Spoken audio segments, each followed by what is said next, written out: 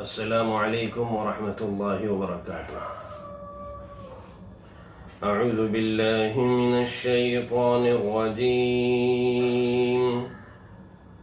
بسم اللہ الرحمن الرحیم۔ وَلَقَدْ ضَرَبْنَا لِلنَّاسِ فِي هَذَا الْقُرْآنِ مِنْ كُلِّ مَثَلٍ وَلَئِنْ جِئْتَهُمْ بِآيَةٍ لَيَقُولَنَّ الَّذِينَ كَفَرُوا إِنْ أَنْتُمْ إِلَّا مُبْطِلُونَ كَذَلِكَ يَطْبَعُ اللَّهُ عَلَى قُلُوبِ الَّذِينَ لَا يَعْلَمُونَ فاصبر إن وعد الله حق ولا يستخفنك الذين لا يوقنون صدق الله العظيم۔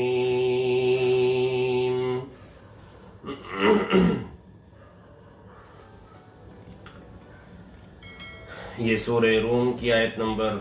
58، 59 اور 60 تلاوت کی گئی ہے۔ یہ گویا کہ پوری سورت کا خلاصہ ہے۔ اللہ تبارک و تعالی آیت نمبر 58 کے اندر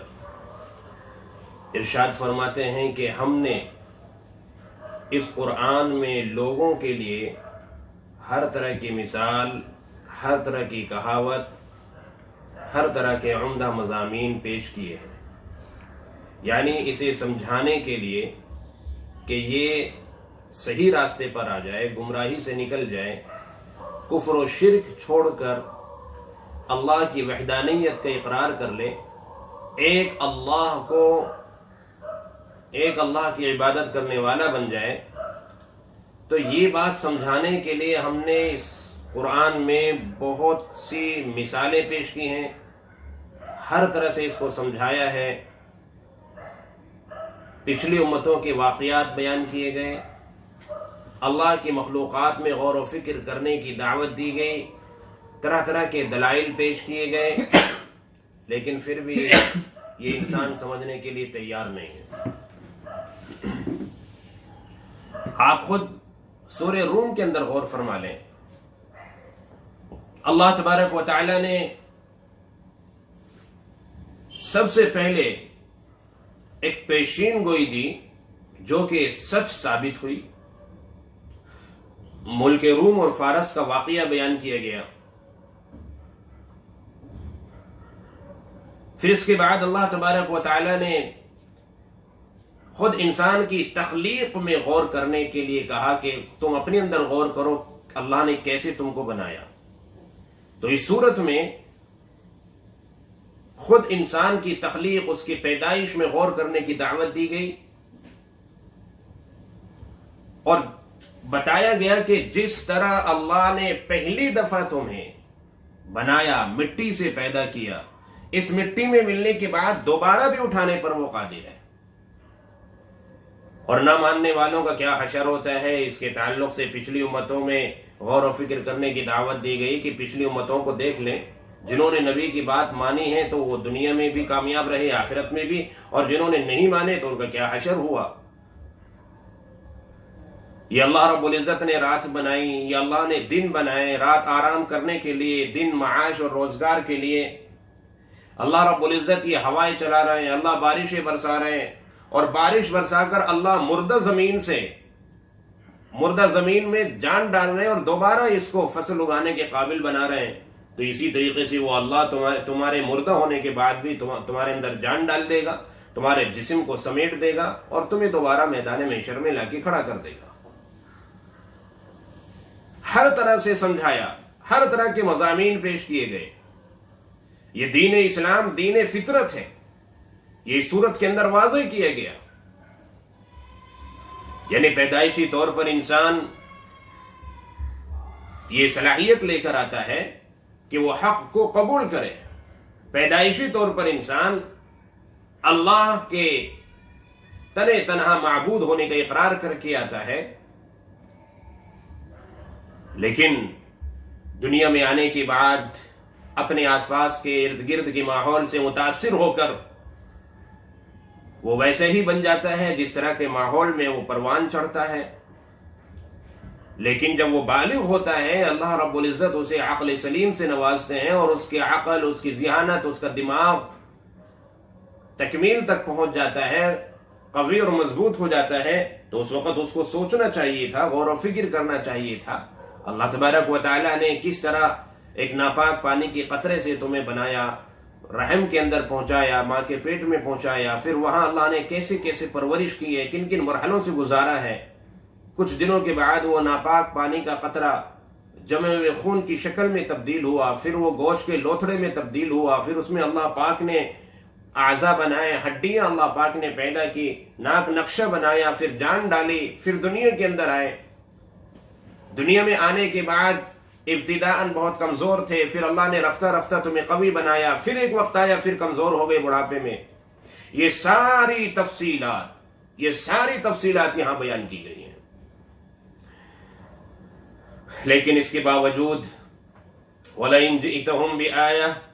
اگر آپ ان کے پاس کوئی آیت پہ لے کر آتے ہیں، یعنی قرآن کریم کی کوئی آیت ان کے سامنے پیش کرتے ہیں، یا آپ کوئی صاف صریح معجزہ اگر آپ ان کو دکھاتے ہیں، کیونکہ انہوں نے اتنے سارے دلائل دینے کے باوجود، اتنی تفصیل سے سمجھانے کے باوجود آپ صلی اللہ علیہ وسلم سے ایسے معجزے بھی طلب کیے کہ جو واضح طور پر پچھلی امتوں کے نبیوں کو دیے گئے۔ حالانکہ آپ صلی اللہ علیہ وسلم نے بھی اس طرح کے معجزے پیش کیے، لیکن انہوں نے اس کو کافی نہیں سمجھا۔ آپ نے چاند کے 2 ٹکڑے بھی کر کے دکھائے ہیں، آپ کے اور بھی بہت سارے معجزے ہیں، لیکن مردہ جانور ہے اس سے آپ نے بات کر کے دکھائی ہے، درخت سے آپ نے بات کر کے دکھائی ہے، پتھروں سے آپ نے بات کر کے دکھائی ہے، جانوروں سے آپ نے گفتگو کی ہے۔ یہ نہ جانے کتنے سارے معجزے، بے شمار معجزے ہیں آپ صلی اللہ علیہ وسلم کے جو آپ نے پیش کیے، لیکن اس کے باوجود نت نئے معجزے ان کی ڈیمانڈیں آتی رہتی تھی۔ آپ ہمارے لیے سلیمان علیہ السلام جیسا تخت بنوا دیجئے، سونے کے پہاڑ بنوا دیجئے، ہمیں کہیں باہر نہ جانا پڑے، سارا خزانہ یہیں پر ہمیں ملے اور ہماری زندگی گزر بسر اچھی طرح ہوتی رہے، ہماری سرزمین کو پتھریلی سے نرم زمین بنوا دیجئے، کھیتی باڑی ہم آرام اور سکون سے یہاں پر کر سکے، ہمارے شہر کو کشادہ کرا دیجئے، وغیرہ وغیرہ، نہ جانے کتنے ان کے معجزات۔ تو جیسے موسیٰ علیہ السلام نے عصا پیش کیا تھا اپنی امت کے سامنے، جیسے عیسیٰ علیہ السلام واضح معجزے دکھایا کرتے تھے، مٹی کے پرندے بنا کے اڑا دیا کرتے تھے، اللہ فرماتے ہیں آپ ایسے معجزے بھی اگر پیش کر دیں گے ان کے سامنے تو لَيَقُولَنَّ الَّذِينَ كَفَرُوا إِنْ أَنْتُمْ إِلَّا مُبْطِلُونَ، یہ کفار پھر بھی یوں کہیں گے کہ تم جھوٹ بول رہے ہو، تم نے گھڑ لیا ہے اپنی طرف سے ان سب باتوں کو، تم میں سے ایک نے نبوت کا دعویٰ کیا اور دوسروں نے اس کا اقرار کیا، ایمان لے آئے، تم میں سے ایک نے جادو دکھایا اور دوسروں نے اس جادو کو تسلیم کر لیا اور ایمان لے آئے۔ یہ آپس کی تمہاری ملی بھگت ہے، آپس میں تم یہ جھوٹ بول کر گمراہ کر رہے ہو دنیا کو اور لوگوں کو، یہ یوں ہی کہیں گے۔ آخر ایسا کیوں؟ جبکہ پیدائشی طور پر حق قبول کرنے کی صلاحیت لے کر آتے ہیں، ہر آنے والا دین فطرت پر آتا ہے، ہر آنے والا دین اسلام پر آتا ہے، پھر وہ اتنی تاریکی اور گمراہی اس کے اندر کیسے آ جاتی ہے؟ یہ ضد ہے، یہ ہٹ دھرمی ہے، یہ عناد ہے، یہ دشمنی ہے، یہ جان بوجھ کر حق کا انکار کرنا ہے، ورنہ اتنے دلائل دینے کے باوجود انسان نہ سمجھے یہ ہو ہی نہیں سکتا، یہ سمجھنے کے باوجود انکار کرتے ہیں۔ جیسے کہ بعض روایتوں میں آتا ہے ابو جہل نے بھی تنہائی میں کسی نے جب ان سے پوچھا تو ابو جہل نے بھی اس بات کا اقرار کیا تھا کہ بھئی در حقیقت یہ تو میرا بھی دل کہتا ہے کہ محمد جو کہہ رہے ہیں وہ سچ ہے اور یہ دین حق ہے، لیکن اگر ہم نے اقرار کر لیا، اس چیز کو مان لیا، تسلیم کر لیا، تو پھر ہم چھوٹے ہو جائیں گے اور یہ بڑا ہو جائے گا۔ اور ابو جہل سرداری چاہتا ہے، ابو جہل بڑا بننا چاہتا ہے، تو ابو جہل کبھی بھی اس بات کو تسلیم نہیں کر سکتا، کبھی بھی ان کے سامنے جھک نہیں سکتا، اس لیے مجبوراً جان بوجھ کے ہمیں انکار کرنا پڑتا ہے اور مخالفت کرنی پڑتی ہے ان کی۔ تو یہ صرف ایک اپنی ناک کی وجہ سے، حق کو جانتے پہچانتے ہوئے بھی یہ آپ پہ انکار کر رہے ہیں. یعرفونہ کما یعرفون ابناءہم، اللہ فرما رہے ہیں یہ تو آپ کو ایسے پہچانتے ہیں جیسے کوئی باپ اپنے بیٹے کو پہچانتا ہے. آپ کی نبوت کے جاننے میں کوئی ان کو تردد نہیں ہے، نہ اہل کتاب کو نہ مشرکین مکہ کو. تو جب یہ حالت ہو جاتی ہے، جب انسان خود اتنی گمراہی کے اندر چلا جاتا ہے اپنے اختیار سے، اور وہ حق کو پہچاننے کے باوجود اس کا اقرار نہیں کرتا، تو پھر کیا نتیجہ نکلتا ہے؟ پھر نتیجہ یہی نکلتا ہے کہ كَذَلِكَ يَطْبَعُ اللَّهُ عَلَى قُلُوبِ الَّذِينَ لَا يَعْلَمُونَ، کہ اس طرح کے لوگ جو نہ سمجھتے ہیں اور نہ سمجھنا چاہتے ہیں، اللہ فرماتے ہیں کہ اللہ پھر ایسے لوگوں کے دلوں پر مہر لگا دیتا ہے، ٹھپا لگا دیتا ہے کہ اب یہ حق قبول کرنا بھی چاہیں گے نہیں کر پائیں گے. یعنی ایک وقت ایسا آتا ہے کہ اندر کی وہ صلاحیت یہ ضائع کر چکا ہوتا ہے. جب یہ ضائع کر چکا ہوتا ہے تو پھر مہر لگ جاتی ہے اللہ کی طرف سے. اب آپ ان کو کتنی بھی دعوت دیں، کتنا بھی ان کو سمجھائیں، لیکن یہ ایمان لانے والے نہیں ہیں، یہ سمجھنے والے نہیں ہیں. دیکھیے جیسے کوئی ہر آنے والا بچہ، ہر آنے والا انسان اپنے اندر جوانی کی صلاحیتیں لے کر آتا ہے. جب وہ جوانی کی عمر میں قدم رکھتا ہے، غلط صحبتوں میں سنگتوں میں پڑھ کر جیسے وہ اپنی اس صلاحیت کو ضائع کر دیتا ہے، اسی طرح ہر آنے والا انسان حق قبول کرنے کی صلاحیت بھی لے کر آتا ہے، لیکن وہ اپنے گناہوں میں، اپنی سرکشی میں اور اپنے ضد اور ہردرمی میں جب وہ قائم رہتا ہے اس پر، تو پھر وہ صلاحیت بھی اندر کی ختم ہو جاتی ہے. جیسے اپنے ہاتھ سے اپنی جوانی کھو بیٹھتے ہیں بہت سارے بچے اپنی کم عمری میں، نادانی میں، ایسے ہی اپنے اس حق کو قبول کرنے کی صلاحیت بھی کھو بیٹھتے ہیں بہت سارے لوگ. تو اللہ فرماتے ہیں پھر ہم مہر لگا دیتے ہیں اور پھر کوئی حق بات ان کے اندر جاتی نہیں ہے. چنانچہ فاصبر، آپ صبر کرتے رہیے. یہ آپ کی مخالفت کر رہے ہیں، یہ آپ کو تکلیف پہنچانے کی پلاننگ کرتے ہیں، یہ اسلام اور مسلمانوں کے خلاف نئے نئے منصوبے بناتے ہیں. ان کو بنانے دیجئے، اور جتنی یہ تکلیف پہنچانے کی کوشش کر رہے ہیں آپ گھبرائیے نہیں، آپ صبر سے کام لیجئے، کسی طرح کی جلد بازی نہ کیجئے. ان کو ہم سزا ابھی دیں یا بعد میں دیں، کوئی اس طرح کا خیال آپ کے دل میں نہیں آنا چاہیے. آپ تو بس اپنے کام میں لگے رہیے، صبر کے ساتھ، استقامت کے ساتھ. آپ کو جو ذمہ داری دی گئی ہے دعوت دینے کی، لوگوں کی اصلاح کی فکر کی، آپ اپنے اس مشن میں لگے رہے، اس سے نہ آپ پیچھے ہٹیں. ان وعد اللہ حق، بلا شبہ اللہ کا وعدہ حق اور سچ ہے. یعنی اللہ تبارک و تعالیٰ نے جو آپ کی مدد کا وعدہ کیا، جو اللہ نے ایمان والوں کی مدد کا وعدہ کیا ہے، جو اللہ رب العزت نے اس دین اسلام کو پوری دنیا میں پھیلانے کا وعدہ کیا ہے، جس رب نے اس دین حق کو ہر کچے اور پکے گھر میں داخل کرنے کا وعدہ کیا ہے، وہ ضرور پورا ہو کے رہے گا. یہ کتنی بھی مخالفت کریں، یہ کتنی بھی تدبیر اور پلاننگ کریں، کیسے کیسے منصوبے بنائیں، لیکن جو اللہ رب العزت کا وعدہ ہے وہ وعدہ ضرور پورا ہو کر رہے گا. بس آپ کو صبر کرنے کی ضرورت ہے. وَلَا يَسْتَخِفَّنَّكَ الَّذِينَ لَا يُوقِنُونَ، اور یہ لوگ جو یقین نہیں لاتے، جو اللہ پر یقین نہیں لاتے، جو اللہ کے نبی پر ایمان نہیں لاتے، اور آخرت پر جو ایمان نہیں لاتے، جو عقیدہ آخرت نہیں ہے جن کا، مرنے کے بعد دوبارہ زندہ ہونے پر جو لوگ نہیں مانتے، تو اللہ فرما رہے ہیں یہ آپ کے قدم نہ اکھاڑ دیں. اپنی ان تدبیروں اور پلاننگ کی وجہ سے آپ کو ڈرا کر، دھمکا کر، طرح طرح کی تکلیفوں کی دھمکیاں دے کر آپ کی نیشنلٹی ختم کر دیں گے، آپ کو شہید کر دیں گے، آپ